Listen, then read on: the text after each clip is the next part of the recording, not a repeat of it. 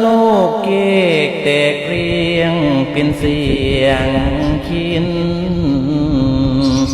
ทั่วแผ่นดินถิ่นไทยอะไรเสี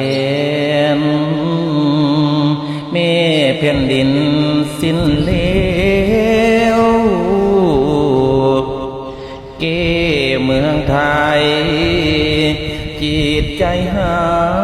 ยเมื่อฟังข่าวเศร้าเหลือใจ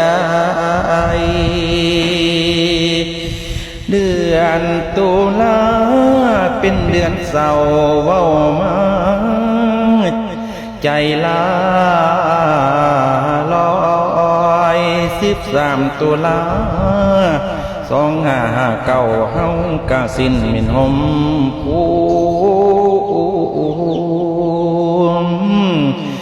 ใจคนไทย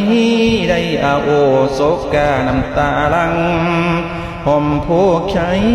ได้เพพังวิปโยคโศกกันกะสันโออาวขัดนี้ปานจะหยุดอยู่นิ่งนะสิ้นพอแห่งเมืองไทยในหลวงล้อเก่าจากไป13 ตุลายังจำแม่น24 ตุลากาดมาเขียนโมบอกเขียนจอลอพระพันปีหลวงเลยเสด็จไปตามพอได้ยินจังสั่นใจ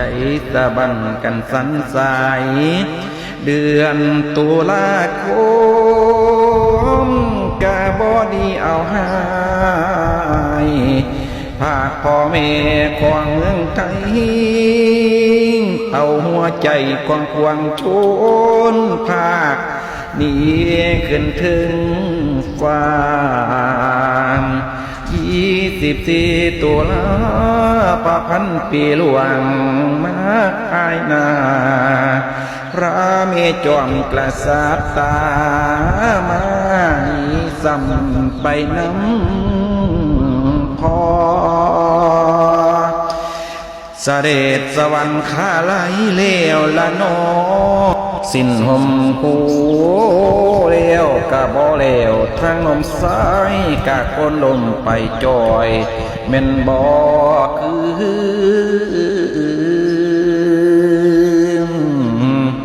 ลูกหลานไทยให้สะอื้นทั้งเป็นห่วงพระพันปีนี่ละน้องการสูญเสียบ่อยากเจอแกจำพอกันที่พอแล้วลูกหลานไทยให้แซวทั้งสะอื้นเสียดายนี้พระพันปีได้ล่วงแล้วปั่นดวงเกี่ยวในล้นหายมาเสียดายเอาหายให้ตายแทนกะยังใครตายแทนใดกะใครเนมดีกว่าเสียผู้เป็นเมสุดร่วมใจของพี่น้องได้มาสิ้นดอกคนพัง24 ตุลาคมพ.ศ. 2568พวกไทยเฮาให้จำจือคือเฮาเสียแม่แก้วไปแล้วแม่นบ่คืนพอเป็นฟ้าพระมันดาเป็นน้ำจะล้มลางเล่นให้อยู่เย็นตัวเมืองไทยแม่นบ่มีเหนียวเท่าตั้งแต่น้อยจนว่าเท่าเฮาเกิดมาได้สุขยิ่งบารมี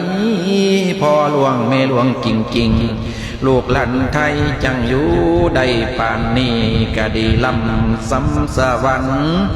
สัจธรรมองค์กุทูเพิ่นว่านั้นบ่ว่าแต่ไผย่อมหลีกไกลบ่มีเลยจะต้องเจอพันพรโอ้แต่ถึงวันนี้ก็ทำใจไว้บ่อยู่แสนลัน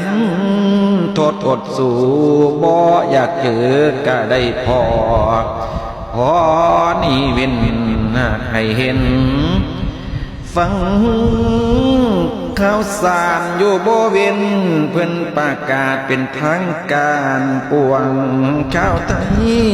คอยฟังสารว่าประจวนมาโดนแล้วจนท้ายสุดได้ฟังแล้วพับพันปีก็เลยดวงปวงชาวไทยขอน้อมทรงพระพันปีหลวงเสด็จสู่สวรรคาลัยสันฟ้าเด้อจ่าเมแผ่นดิน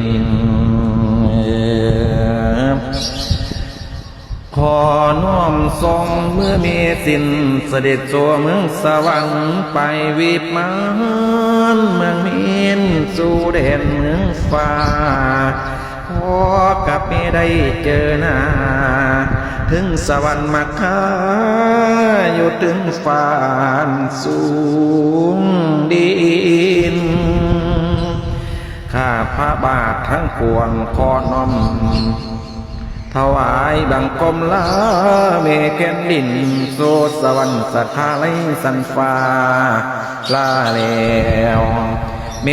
แผ่นดินนันลันนาผู้ฟั